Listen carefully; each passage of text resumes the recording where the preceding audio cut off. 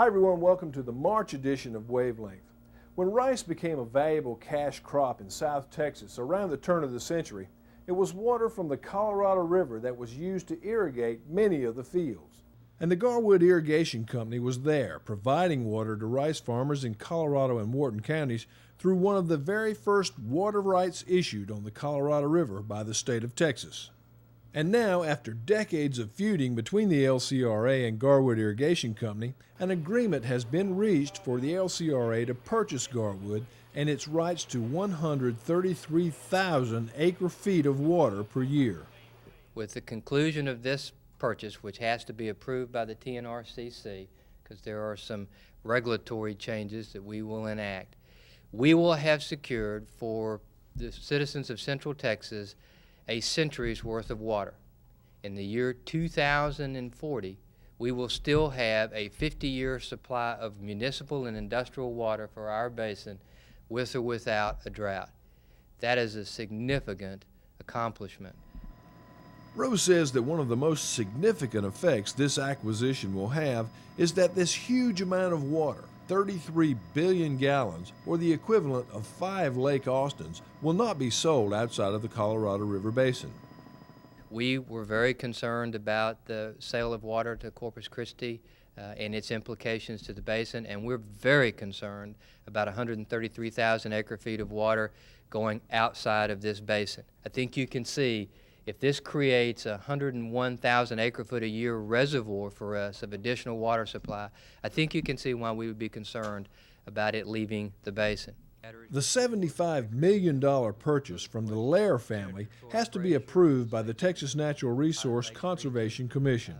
We at the TNRCC believe that this agreement is the kind of proactive, forward-thinking water solution that was contemplated, quite frankly, by the legislature last session when they passed Senate Bill 1, where competing interests in a basin are brought together to address needs and secure greater water availability for the future. This agreement, as Mark has said, will provide another 50-plus years of water within the basin, which will allow economic development to occur while at the same time ensuring water quality and environmental needs are met both in stream and for bay and estuary purposes. In addition to water rights, the Garwood acquisition also includes an existing low-water dam, 2 pump stations, and 170 miles of irrigation canals, which the LCRA will continue to operate. Finally, an historical footnote. This announcement was made 63 years to the day of the first LCRA board meeting held February 19, 1935. For the next few minutes, we're going to share with you a program that was produced and presented to the Board of Directors at this month's meeting. It explains how LCRA goes about predicting and managing floods. Here's our correspondent, Bob Rose.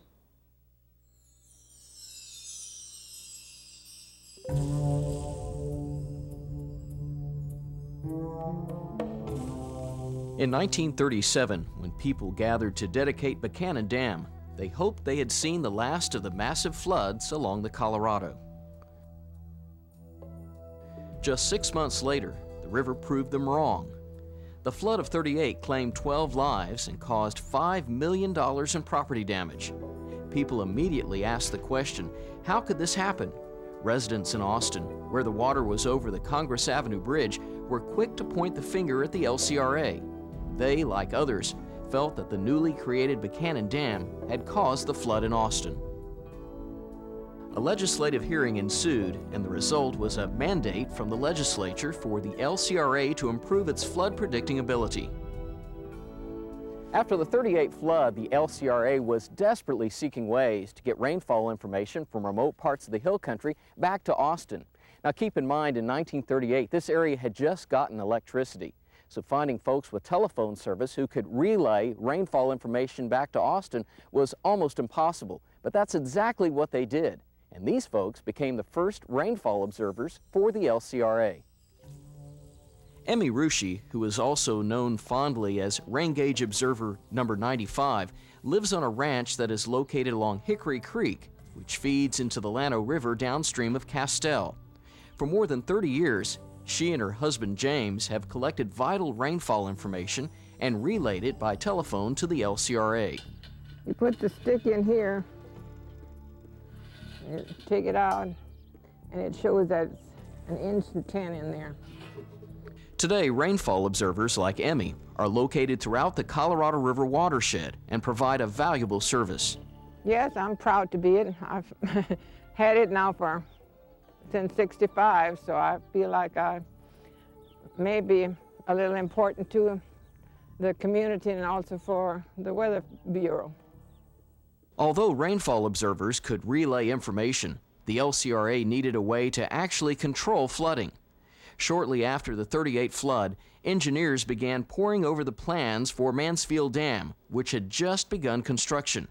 This dam would create Lake Travis, which would be used specifically to hold back floodwaters from upstream, protecting communities below the dam. They decided that it would be best to increase the height of the dam by 80 feet. This would create an additional 2 million acre-feet of storage space in the reservoir. This, engineers hoped, would allow Lake Travis to hold back enough water to prevent a similar flood in the future. By the 1950s, all 6 dams were complete, and in addition to the rainfall observers, the U.S. Geological Survey had installed a series of river-level recording gauges, but they had to be read manually, and people often took great risks by dangling from baskets over the floodwaters to record the level. By the 1970s, the LCRA began installing microwave towers throughout the hill country in order to communicate with crews out in the field. Engineers soon realized that these same towers could be used to relay critical streamflow information back to folks in Austin. This new technology, combined with nearly 100 rainfall observers throughout the hill country, made a quantum leap in LCRA's flood prediction capabilities. But the 1970s also brought development to the lakes, particularly on Lake Travis. The Federal Emergency Management Agency established a new floodplain level and once again asked the LCRA to upgrade its flood management program in an effort to better protect these new lake residents. By 1980, the arrival of the personal computer greatly enhanced the LCRA's flood prediction system. Engineers were able to install miniature weather stations along the creeks and rivers that feed into the Colorado. These stations were linked together by radio and formed the backbone of today's hydromet system. We're at the Llano River gauge at the city of Llano, and this originally was a USGS gauge. It was established probably in the 1940s, and the LCRA established equipment in here in the early 1980s, around 1982. And one of the most important pieces here is the rainfall collection equipment. This is a tipping bucket rain gauge. It tabulates rainfall and goes on into the buildings here where the electronic equipment is housed. The equipment in here takes the rainfall along with the stage, which is also determined out to our right in the river there, and it sends both of those through the antenna on the hydromet system back to an LCRA receiving site. By 1985, the LCRA had comprehensive real-time streamflow, rainfall, and lake elevation data and began to operate its lakes as a combined system during floods. This greatly enhanced the LCRA's ability to inform the media and general public about floodgate operations, river and lake level forecasts. It's 11:10 at night. Because of the heavy rains tonight, we're having to adjust this number 9 floodgate. Expecting it to reach 706 by the sea. Rainfall rates over 2 inches per hour. We have a serious flood situation, as we have had for the last 4 days. Flash flood warnings remain in effect for Bastrop, Burleson, and Lee counties. The 90s came in with a roar. The Christmas flood of '91 tested every facet of the LCRA's river operations. Never before had so much water entered the system, and despite that fact, there were no fatalities and no property damage outside of the floodplain. Nevertheless, some people were still angry at the LCRA. I'm a resident of the island, and to my knowledge, I don't think that we had a lot of advance notice of this. Is it reasonable to try to keep the average lake level a little bit lower so that you have a little bit more of a reserve? That's what I didn't understand. You know, they didn't flood whatsoever up there, but yet we were dumped on. After the '91 flood, the LCRA improved its public notification procedures accessed state-of-the-art weather radar, and improved its alliance with the National Weather Service.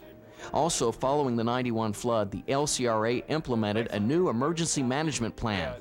The plan set up a toll-free flood hotline, improved communication between internal departments, and with the news media.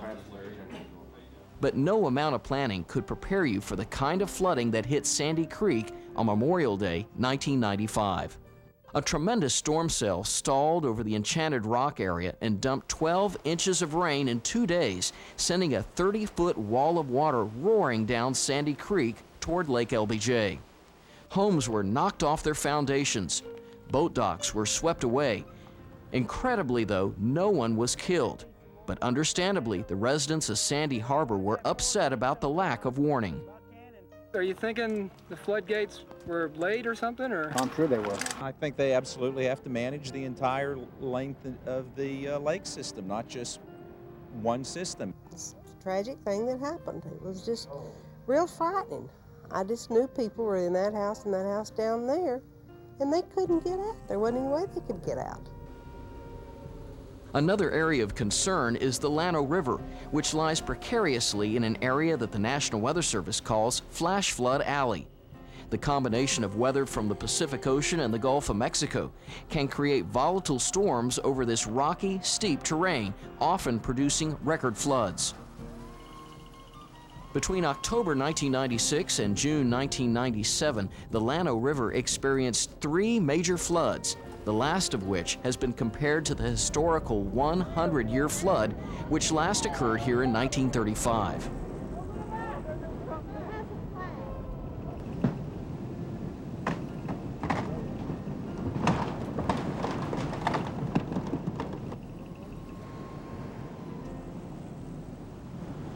Once again, people along the river had questions.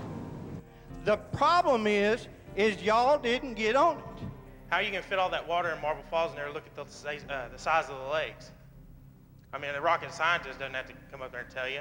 It had already been up there for several weeks, and y'all were not letting the water out.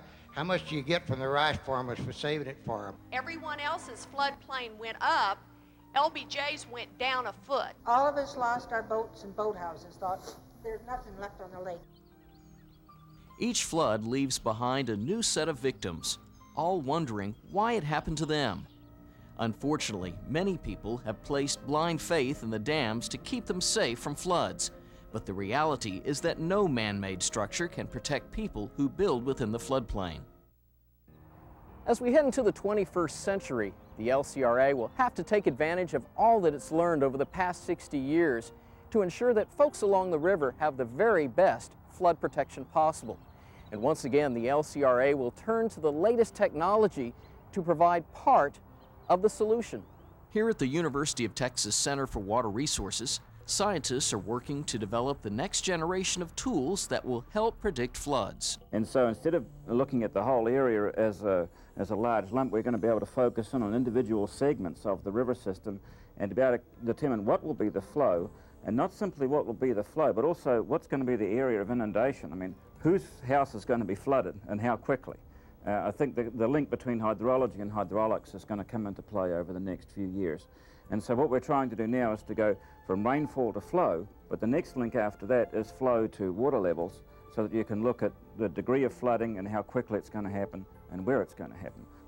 Dr. Maidman says in the near future, the technology will be available to combine all of the data into a single real-time model. And so the new model that we've been working on with the Hydrologic Engineering Center permits us to take geographic information system coverages of watershed and stream networks and to build this representation of the connectivity of the water flow through the whole landscape. So in that way we can take the next-rad radar and translate that into flows in individual drainage areas, and then take these networks over the landscape and translate that into water movement down through the whole river system. They also will allow us to have more time to make decisions and more time to get information out to those that will be responsible for warning the public of high water. So all of these improvements that we're talking about finally yield us more time for the public. But can technology alone protect people from floods? There's no way that machines are ever going to accomplish everything. Pour it out. One thing is for sure, no matter how many gauges and computers are installed, there will always be a need for folks like Emmy Rushi. I don't know anything about computers, but I still think the manual way is the way to do it.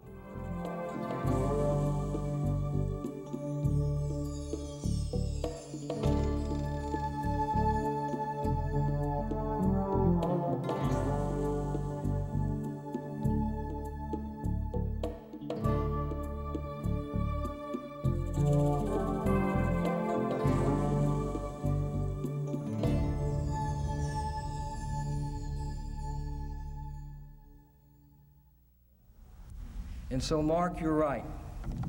We will watch you. But we will watch you only after we have fought you every single step of the way. If ever there was a promise that the LCRA kept, it was the one that Mark Rose made on July 28, 1992, in a high school gymnasium in Altair. On that night, the LCRA stood with hundreds of members of the Alliance for a Clean Environment to oppose a plan by the Trysil Corporation to dump hazardous waste in a landfill less than 2 miles from the Colorado River. And it's going to destroy our water system, which, by the way, is a natural fill right there in the zone of the landfill. We're taking a gamble at contaminating our water and possibly transforming a productive farming community into a barren wasteland. Therefore, we oppose the hazardous waste dump to be established in Altair, Colorado County. I'd like to ask everyone that is opposed to this site to please stand up. It was a battle that for 7 years the citizens of Colorado County and the LCRA fought side by side, and it was a battle that the Laidlaw Corporation decided would not be worth the effort. And on January 26th, it was announced that the entire landfill would be shut down. Well, I think Laidlaw made the right decision. It has always amazed me that anyone, any technical person, would recommend this particular site for this kind of facility. It just did not make sense from a geological perspective, from a hydrological perspective, and I think that had the site not been there to begin with, no one would have ever recommended it. Akers says the battle over the Trysil landfill has become an example for other communities who are fighting to preserve the environment. She says although Laidlaw has agreed to close down the site in the next 18 months, there will need to be close monitoring to ensure that it is done properly. The LCRA, the Alliance for a Clean Environment, and several other groups have promised to keep an eye on the landfill long after the owners are gone to ensure there are no problems. And you can be assured that is a promise that will be kept. We've all heard it on TV and radio during hot summer days. Today is another ozone action day out there. Well, what that means is that air pollution is going to be above accepted levels. In Central Texas, the main cause of this air pollution is automobile emissions. The LCRA is doing its part in cleaning up the air by converting 120 of its fleet vehicles so they are now bi-fuel vehicles, which means they can run on gasoline or clean-burning propane. Well, propane is generally cleaner than gasoline, and it's cleaner in particular in terms of NOx emissions, which is important to us in terms of ozone in our immediate area. But it's also cheaper, and so this is what we consider to be the low-hanging fruit in pollution prevention, and it's one of the things that we can do and also save money. A new task force made up of employees from all lines of business at LCRA is now making it much easier to find and use propane. We're going to be putting guidebooks in each of the glove compartments that list all of the propane vendors in the state of Texas. We'll also have maps in these guidebooks, one with a map to all of the direct bill propane stations where you can just go and sign your name, and there'll be another map that has all the Austin areas so that as you're coming back into town, you'll be able to fill up the propane tank for the next users. You can also use the new Pro Card to pay for propane at the pump because propane is taxed differently than gasoline. Filling up with propane is really quite simple. Drive up to the tank, remove the dust cover, attach the nozzle and you go over to the pump and you fill in the information that the machine's going to prompt you for, the vehicle number. Flip the switch on and you pump. It's going to shut off automatically when it's filled, close the valve, and you're ready to go. Propane costs about 68 cents per gallon, so the savings can be major if everyone uses it. So the next time you buckle up in an LCRA vehicle, flip the fuel switch and turn pro. On behalf of the city of Bastrop, and through the efforts of all the citizens of this community, we hereby declare this park officially open. On February 9th, the June Hill Poppy Memorial Riverwalk in Bastrop was officially opened. The Riverwalk connects Fisherman's Park and Ferry Park to the historic downtown district. It was made possible by a partnership between the City of Bastrop, Texas Parks and Wildlife Department, and the LCRA. The Riverwalk is named in honor of former City Council member and river activist June Poppy. For as long as this river's been here, this has been a gathering place. And what I think is so appropriate about naming this Riverwalk for June is because I believe we will see over time this not be a park, but a place. It's a spirit. If you walk the Riverwalk, the very first time you walk it, if there's anything that impresses you at all, it is that this will be a place where memories will be made. It's the spirit of the community. It's the spirits of the individuals that carry it forward.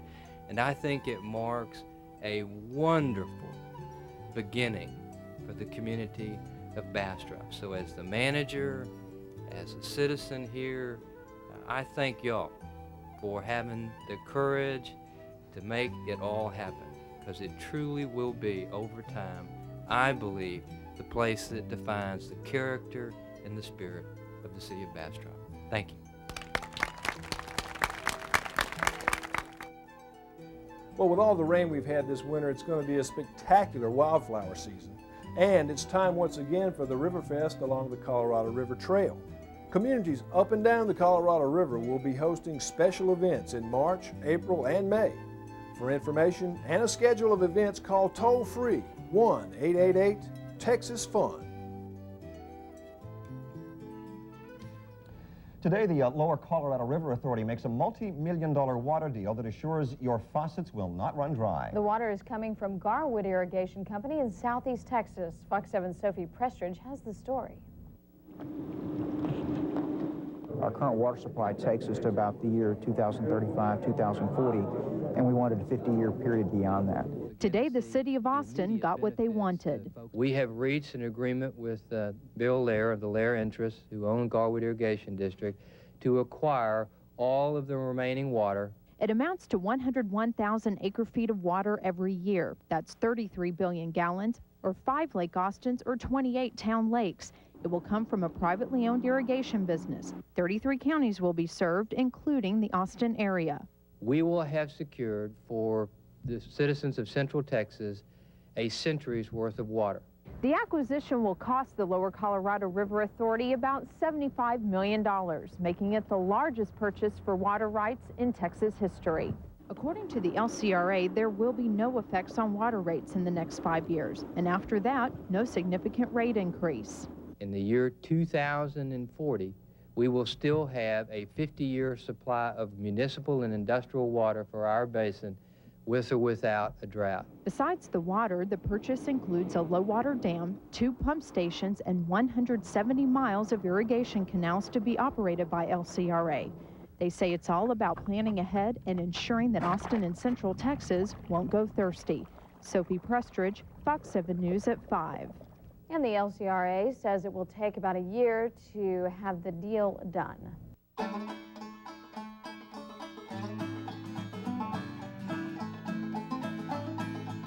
Well, that's it for this edition of Wavelength. We look forward to seeing you again next time.